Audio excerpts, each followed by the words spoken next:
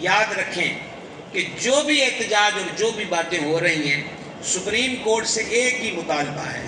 سب سے پہلا مطالبہ یہ ہے کہ آپ کسی غیر کو نہ دیکھیں. آپ کلمہ گو ہیں, آپ صرف مصطفیٰ جان رحمت کی ذات کو دیکھیں. کریم نے فرما دیا انا خاتم النبیین لا نبی بعدی, میں آخری نبی ہوں اور میرے بعد کوئی نبی, بولیے کوئی نبی نہیں ہے. مسئلہ یہ ہے, سقم یہ ہے کہ اب جو فیصلہ جاری ہوا ہے اور پورا پاکستان مطالبہ کرتا ہے کہ نظر ثانی کر کے اس فیصلے کو کل عدم قرار دیا جائے, وہ یہ ہے کہ مبارک ثانی کیس ایشو یہ ہے قرآن کے معنوں کو بدلنا. وہ جو تفسیر صغیر مرزائیوں نے چھاپی انہوں نے قرآن کے معنی بدلے. مرزا قادیانی نے اپنی کتابوں میں لکھا ہے, مثلا حضرت عیسیٰ علیہ السلام نے جو فرمایا کہ میں تمہیں خوشخبری سناتا ہوں رسول کے تشریف لانے کی, جو میرے بعد آ رہے ہیں ان کا نام احمد ہے. کون سا سپارہ ہے جی؟ 28واں سپارہ, سورہ صف, سورہ صف 28واں سپارہ. تو حضرت عیسیٰ علیہ السلام کیا فرما رہے ہیں؟ میں مبشر بن گیا ہوں, خوشخبری دے رہا ہوں رسول کے تشریف لانے کی, میرے بعد آ رہے ہیں ان کا نام احمد ہے. ساری دنیا کو پتا ہے کہ حضرت عیسیٰ علیہ السلام کن کے آنے کی بات کر رہے ہیں, ٹھیک ہے. اور یہ انجیل میں بھی, آج کی انجیل میں بھی آیتیں موجود ہیں. متی کی انجیل, لوقا اور یوحنا کی انجیلیں دیکھیں, حضرت عیسیٰ علیہ السلام کا فرمان آج بھی موجود ہے. وہ فرماتے ہیں میرے بعد دنیا کا سردار آ رہا ہے. میرے بعد دنیا کا سردار, یہ آج بھی انجیل میں لکھا ہے. اور حضور فرماتے ہیں انا سید ولد آدم ولا فخر, میں ساری اولاد آدم کا سردار ہوں. ٹھیک ہو گیا. تو عرض خدمت یہ ہے کہ مرزا قادیانی نے اب پہلے سے اپنی کتابوں میں یہ طوفان بدتمیزی ڈالا ہوا ہے. اس نے کہا یہ جو آیت میں کہا نا کہ میرے بعد آ رہا احمد, اس نے کہا وہ میرے بارے میں کہا گیا. تو اس قسم کی حرکتیں کی گئی ہیں. یہ تفسیر صغیر جو انہوں نے چھاپی ہے, مسئلہ یہ ہے ہندو پاکستان میں مکمل طور پر ہولی دیوالی تو آپ کی کالج یونیورسٹیوں میں آ گئی, سمجھ گئے. کرسچین لوگ جو ہیں وہ کرسمس ڈے سے لے کر دیگر جتنے بھی ان کے تہوار ہیں وہ اپنے چرچوں میں آزادی کے ساتھ کر رہے ہیں. سکھ جو ہیں آئے دن ہزاروں سکھ پاکستان میں آتے ہیں, ننکانہ میں آتے ہیں, اور روزانہ کی سطح پر وہ کرتارپور کے اندر آتے ہیں.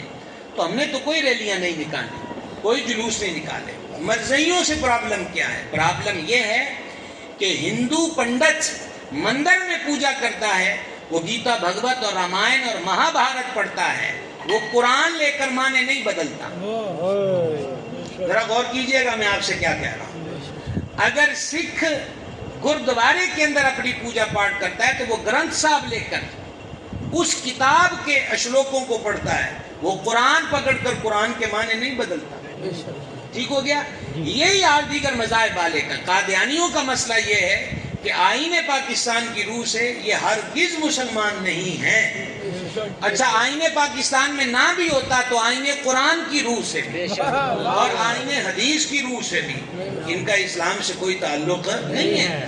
عرض صرف اتنی ہے کہ یہ تو نہیں ہو سکتا کہ گھروں میں لوگوں کو بٹھا کر آیتیں نازل ہوں میرے آقا کی شان میں اور ان کا فرد کہے کہ یہ مرزا غلام قادیانی کی شان میں نازل ہوئی ہیں, تو کوئی مسلمان قرآن کے ان معنوں کو بدلنے کی اجازت نہیں دے سکتا. وہ اپنے روحانی خزائن جو مرزے نے لکھی ہیں اس کے مطابق کریں اپنی کرتوتیں جو کرنی ہیں, لیکن دین اسلام کا نام استعمال نہیں. کوئی دنیا کا مذہب اسلام کا نام استعمال نہیں کرتا, یہ بات اپنے ذہن میں ڈالیں. یہ وہ گروہ ہے جو پاکستان سے بھی دشمنی کرتے ہیں. اب دیکھیں نا, آگے اس کی معیشت کمزور ہے, آگے اس کے حالات دیکھیں, ملک میں نیا کوئی طوفان اٹھتا ہے پھر اس کے حالات جو ہیں وہ بلندی سے پستی کی طرف آ جاتے ہیں. ہماری تو دعا ہے کہ اللہ اسے اسلام کا قلعہ بنائے, اس وطن کو نظام مصطفیٰ کا حسن عطا فرمائے. لہٰذا یہ کوئی ختم 11ویں کا مسئلہ نہیں ہے میرے بھائیوں, یہ ایمان کا مسئلہ ہے, اعتقادیات کا مسئلہ ہے, سرکار دو عالم کی ختم نبوت کا مسئلہ ہے. اس لیے یہ شعور بھی ہر مسلمان کے قلب و ذہن میں ضرور بالضرور راسخ رہنا چاہیے. بار دیگر ایک سطر میں کہوں گا کہ موجودہ جو مبارک ثانی کیس کا معاملہ ہے, اعتراض اس بات پر ہے کہ ان کو اپنی 4 دیواریوں کے اندر اس بات کی چھٹی دینا کہ وہ قرآن سے جو چاہیں کھیل کھیلیں اور حدیث سے جو چاہے کھیل کھیلیں. جرم ہے وہ چار دیواری میں ہو یا باہر ہو. لہٰذا اپنا آپ کو جو مرضی کرتے رہیں, الٹے لٹکے ہمیں کوئی پرواہ نہیں ہے, لیکن قرآن کو چھیڑ چھاڑ. کربلا والے ہمیں بتا گئے ہیں کہ اگر سر بھی تن سے جدا ہو جائے نا تو قرآن کی حفاظت اتنی تگڑی ہے کہ نیزے کی نوک پہ بھی قرآن پڑھا جاتا ہے. تو اس لیے سارے مسلمانوں کو اس مسئلے میں اپنی ذمہ داریوں کا احساس کرنا چاہیے, اور اسے صرف مسجد کے مولوی کا مسئلہ نہیں, یہ ہر کلمہ گو کی ذمہ داری ہے کہ وہ اس عقیدے کی سرحد کا پہرے دار رہے. وما علینا الا البلاغ.